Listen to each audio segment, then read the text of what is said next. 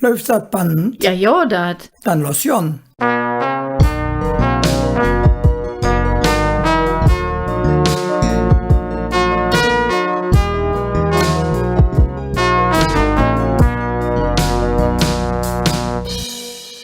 Dag Hermann. Dag Caroline. Dag lief Lückschott zu Hus und unterwegs. Hüg ist ne ganz besondere Dag. Ja, was dann? Hüg fange de Schulferie an in Ah, ja. Nordrhein-Westfalen.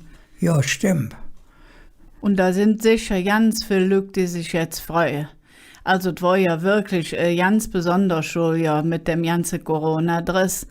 Und die Schüler sind froh, die haben ja manchmal stundenlang für den Bildschirm gesessen, für der Öjelskis, hätte ich bei nix gesagt, und Ungarisch gemacht. Und das ist ja nicht dasselbe, wie wenn man in der ganzen Europa ist und sich in der Pus unterhalten und jetzt spielen kann. So sind sie alle allein da. Und die Ältere sind froh, die müssen das alles organisieren. Und dass die Pens auch ein Obsicht haben und nicht allein zu Hause sind, der will sie arbeiten. Und dann die armen Lehrerinnen und Lehrer, die das all lehren mussten, wie das mit der Technik geht und hin und her schreiben. Also, das war richtig heftig diesmal. Das heißt also, alle Male werden sie jetzt froh sein. Ja, ich weiß es ja nicht. Also, ich habe nicht gehört, dass Jugendliche gesagt haben, ich bin ja so froh, dass die Schule wieder dran ist. Wenn mir das einer gesagt hätte früher, so jetzt das vorkommen, dem hätte ich direkt eine Sanitäter gerufen. Man konnte doch nicht glauben, dass Jugendliche sich freuen auf die Schule. Aber diesmal war das anders, weil sich ja wiedersehen konnte. Sagen Sie, hast du dich dann früher auf die Ferien gefreut? Also mir war es an sich egal, ob man Ferien hatte oder nicht. Wenn ich mir das mit Schule aufgemacht hatte, dann bin ich auf der Straße spielen gegangen oder ob der Barbara Wies, wer da in Riel war, der Schießstand. Und das war im Urlaub so, das war in der Schule so. Und weil wir nie fortgefahren sind, war man da egal. Ich bin an sich gerne in die Schule gegangen. Deshalb habe ich nie verstanden, wenn große Leute gefragt haben, bist du froh, wenn jetzt Ferien sind? Da hatte ich immer ein Problem, da eine richtige Antwort drauf zu geben. Also du bist nie fort gewesen? Nö, da hätte das Geld nicht für gerückt. Man ist zu Hause geblieben, man ist allerdings mit der Bahn am Königsforst gefahren. Das war es dann. Und du warst auch nicht im Zeltlager oder so jetzt? Ja, einmal, das weiß ich, das war 1947, also ich war 17 Jahre, in der Sommerferie, in der Schulferie. Da war ich 6 Wochen lang in der Steinbach-Talsperre in der Eifel und den ganzen Tag mit Freunden und Jungen zusammen. Da haben wir Freude gehabt, bei Sonnen auf Rhein, das war egal. Zwischendurch haben wir auch jetzt Nützliches getan, haben wir Eidäppele geschält. Das war dann auch halt, jetzt, dass wir uns nützlich gemacht haben. Das war von der katholischen Jugend, war ein Schönsieg. Und der Kaplan, das war so eine richtige Pack-An. Und man hatte viel Freude mit denen. Das war eine Pack-An und der hat viel Freude dran gehabt. Hermann, bist vorsichtig. Also man hat dann alle Male Freude und keinem ist auch irgendetwas Negatives passiert. Man hat dann nichts wie Freude mit denen. Und war schade, wie die Zeit wieder war. Also pack an, meinst du, der hat mit gearbeitet? Du bist nicht vorsichtig. Wenn du höchst sagst, der Kaplan war eine Pack an, da denkt man sich sonst jetzt. Ja, das Welle. Das ist aber, da komme ich aber in den Stottern. Im Gegenteil, das war eine richtige, eine ganz normale Mensch wie du und ich. Was soll das?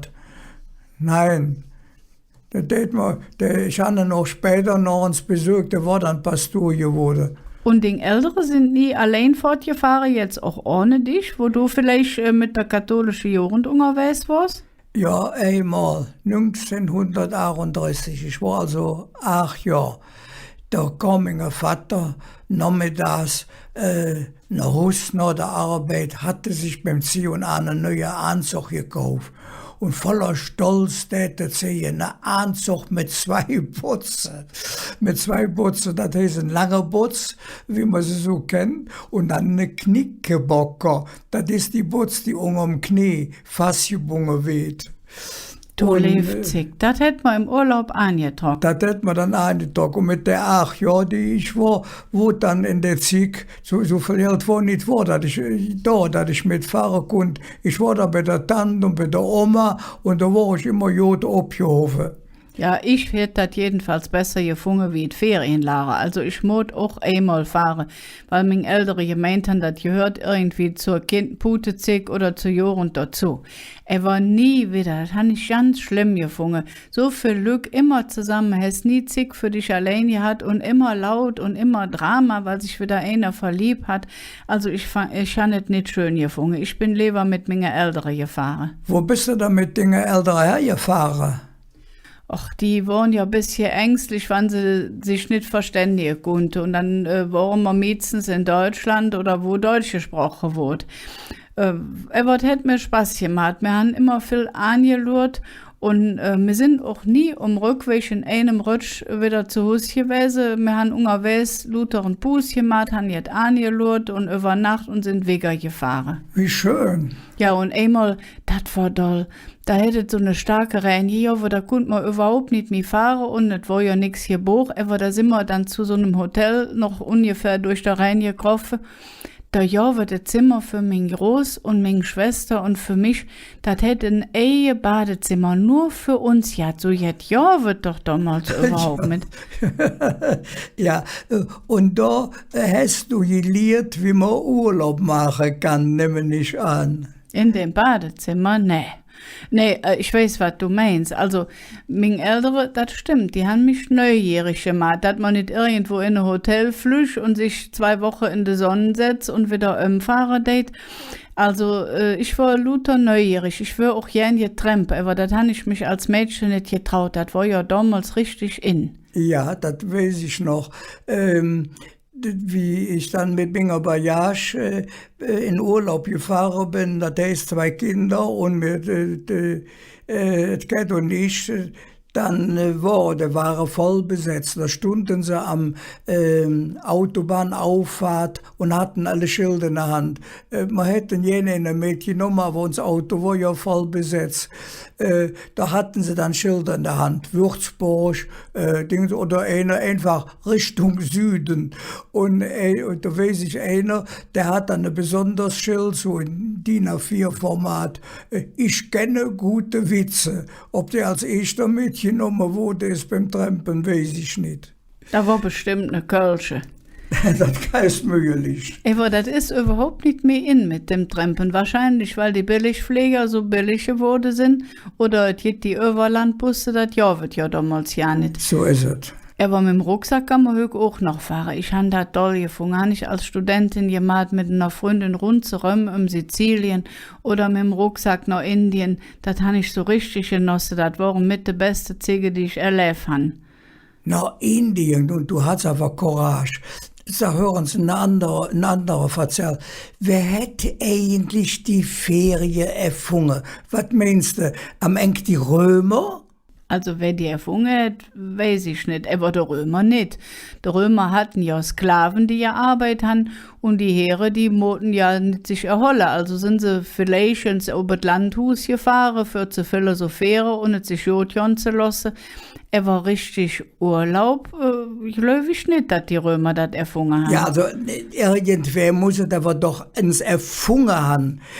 Der Goethe für ein Beispiel, der hat so ja über seine italienische Reise geschrieben.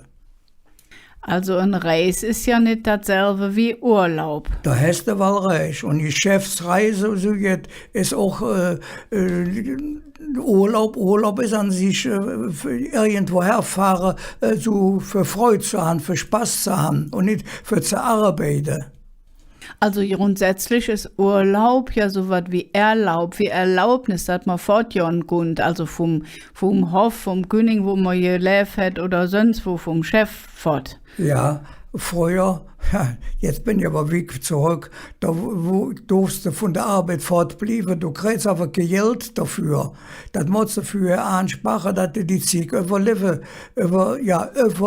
kannst mit Lebensmitteln und so. Aber das ist halt lange her. Aber und das war an sich üblich, Urlaub auf Balkonien zu machen, wie man so schön sieht. Da waren wir ja auch vom Arbeitsplatz weg. Es war jedenfalls für die Mieze nicht Usus fortzujücken. Außer für Geschäftslück und es jauf ja auch ähnlich so in der Antike und Mittelalter wenig so jet wie in Herberg oder Hotel oder so jet. Also sie hatten so jet, da habe ich in der Schule gelehrt, sie hatten so jet wie eine Ustu-Schüler.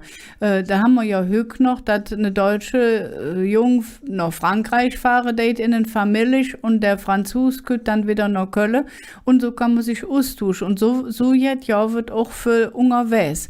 Also man hat so ein Familie hat, für ein Beispiel fährst von Köln nach Bonn, willst dann da schlafen, wie kommen ja auch mit dem Pät nicht. Und da heißt bis noch der Familie gegangen, der Pät war sicher und der Kram, der mitgenommen hat, auch. Und beim nächsten Mal, wenn der Bönsche dann unterwegs war noch, dann konnte er auch in Dinger Familie schlafen. Also die Jassfreundschaft, das Hospitium, wie man sagt. Hospitium. Was hat das dann mit dem Hospiz zu tun? Also da höchst das, wo die Menschen sterben. Die haben ja den Namen ausgesucht, weil das im Hospiz, wo die Menschen sterben, auch so jetzt ist wie in Jassfreundschaft. Aber hat auch mit der Wallfahrt zu tun. Also die Menschen, die unterwegs waren und so ein Herberg, ein Hospiz gesucht haben, die konnten manchmal ja nicht wegen, weil sie evens mal letztlich waren. Und dann haben sie die da geflasht und da ist aus dem Hospiz ein Spital geworden. Ah ja, also die Wallfahrer waren die erste Leute, die in Reis gemacht haben. Was heißt eigentlich nicht Wallfahrt? Ist das der Jürgenswall, der Kartäuserwall? Wie soll ich das verstehen? Nee, der Kartäuserwall und so jetzt, das ist alles vom Römische, vom Wallum. Das Wallen ist ein Pilgerfahrtmacher, also zu einer Stadt fahren, die für die Religion wichtig ist. Also die berühmteste Wallfahrt ist sicher die von den Muslimen, die Hadsch, wo man nach Mekka Wallfahren geht. Aber sonst die Christen haben das ja auch. Also nach Jerusalem natürlich und überall her, wo Jesus gelebt hat und dann nach Rom, wo der St. Peter und Paul dort geblieben sind als Märtyrer und dann, wo sie erzählen, dass es Maria erschienen ist, also in Lucht oder in Fatima und dann natürlich auch Santiago de Compostela. Das hat jetzt mit dem Heiligen Kürbis zu tun, auf nicht? Das mit dem Compostela. Ja, der heilige Kürbis, also Jakobus, war ja einer von den Freunden von Jesus, von den 12 Aposteln. Und man sieht, dass das weiß man aber nicht, aber man sieht, der war nach Spanien gegangen für zu missionieren. Aber das hat nicht gut gefloppt und dann ist er wieder und ist dann auch als Märtyrer dort geblieben. Boah. In Jerusalem. Ja. Der Jakob hat also so viel Glück auf der Weg nach Spanien gebracht, ist das richtig? Ja, du staunst ja nicht. Der ist in Jerusalem gestorben. Aber wir haben ja gesagt, in Santiago de Compostela ist der begraben. Da fehlt ja ein Stückchen. Ja. Weißt du, was sie erzählen? Das ist so ähnlich wie mit dem Bischofsstab hier am Ring. Da haben sie erzählt, die Licht hätten sie... Von was für einem Bischofsstab sprichst du jetzt? Von was für einem Bischof? Vom heiligen Matthäus. Der Matthäus, ja. Ja, da haben sie doch auch so eine Erzählung gemacht, dass der Stab in das Schiff gedonnen wurde und das Schiff ist dann der Ringe gefahren bis nach Trier. Und da Ganz allein. Ganz allein. Und da haben sie der dann begraben. Das ist so eine Legende, ne? Ja. Und so ähnlich haben sie von dem Zint Goebes auch erzählt. Die Licht kommen in so ein Schiff und das Schiff ist dann ganz allein von Jerusalem über das ganze Mittelmeer gefahren nach Spanien. Ne, was das vorher all geht, das ist ja bald so wie Hüg mit dem Handy und was das all geht. Jedenfalls war es echt nützlich. Und dann hat so eine Eremit, so eine Insiedler, der hat hätt geträumt und hätt so eine Stern gesehen und da könnt ja auch der Name her, ne? Ist Campus Stelle, das heißt also das Feld vom Stern und da ist Compostela draus geworden und da waren die ganze Wallfahrten. Ja, also, wenn ich dich jetzt richtig verstanden habe, meinst du also die Reiserei, das Urlaub machen und so, hat mit der Wallfahrten angefangen? Hören Sie, das ist ja toll. Wieso? Oh, dann habe ich auch eine Ahnung, wer die Ferien erfunden hat. Ach, wer dann? Ja, Roddens, mir Kölsche hat das erfunden. Da verstand ich nicht. Weil wir so leger sind oder was? Nee, mir Kölsche hat doch dem Herrgott der schöne Dom gebaut. Will mir Kölsche die Knöchelchen von der Heiligen Drei Könige haben, so sagt man. Jedenfalls der Reinhard von Dassel hätte die doch im 12. Jahrhundert aus Mailand, aus Milano mitgebracht. Und der Nikolaus von Verdun, ein ganz großer Künstler, hat doch in vielen Jahren der herrliche Drei Könige Schring dafür gebaut, gefisternelt und was nicht all. Und dann sind die Menschen von überall her nach Köln gekommen. Und jetzt gut es. Die Menschen sind von überall her nach Köln gekommen, für die Drei Könige zu besuchen. Und die hatten schließlich, als die Drei Könige hatten als Erste das Jesuskind gesehen. Das war also jetzt ganz besonders und ganz besonders heilig und ein jeden Grund, ein Reis nach Köln zu machen. Und wir Kölsche haben das all in die Gänge gebracht, dass es so viel Glück sich auf der Weg gemacht haben. Hück noch. Also haben wir Kölsche, wenn man sich genau überlegt, auch die Ferien erfunden. Da hatte ich früher noch ja nicht drüber nachgedacht. Aber wo du das so sähst, wenn ich mir das so richtig überlege, da haben wir ja uns wieder ne Grund so richtig stolz ob Köln zu sein. Ja, dat. Boah, dann wird Zick für den Sprachkurs von der Sprache von der Lück, die de Ferien erfunden haben. Ja, Aufgepasst, jetzt wird kalkuliert. Der Sprachkurs Hück ist über das Wetter. Die meisten Wörter vom Wetter sind so ähnlich wie im Hudütsche. Da geht der Sonne schien oder der Regen. Und manchmal geht es auch Wolke. Da muss man aufpassen, so ein klein bisschen das E darin fröseln und das L richtig gehört. Wolke. Dann geht es der Blitz und der Donner, also Gewitter. Und im Winter der Schnee und das Glatteis. Also alles ungefähr wie im Hudütsche. Ja, und da gibt es ja aber auch Redewendungen, die jetzt mit dem Wetter zu tun haben, ne? Die sind nicht wie im Hudütsche. Ne, die sind nicht wie im Hudütsche. Für ein Beispiel, der Düvel hat Kirmes. Ja, für die es nicht kennen. Wenn die Sonne scheint und es ist die Lichterzick am Rhein und man hat eine Rheinbahn mit all der schönen Farben, dann sagt man in Köln, der Düvel hat Kirmes. Of Es rennt Pübscher jedes noch. Genau. Das heißt, es geht so rennen, dass die Droppe wieder hochkommen. Und das Ja. sieht aus wie klein Pübscher. Genau, da rennt wie ein Bies. Jedes ja im Campinglied und es rennt wie ein Bies auf der Zupp und auf Genau, der Kies. Galberbühr. Ja, und das Gegenteil, wenn es heiß ist, ganz heiß, dann sagt man, es ist so heiß, dass die Kohle jappe. Auf Hochdeutsch, ich versuche es mal auf Hochdeutsch, es ist so heiß, dass die Krähen nach Luft ringen, nach Luft schnappen. Das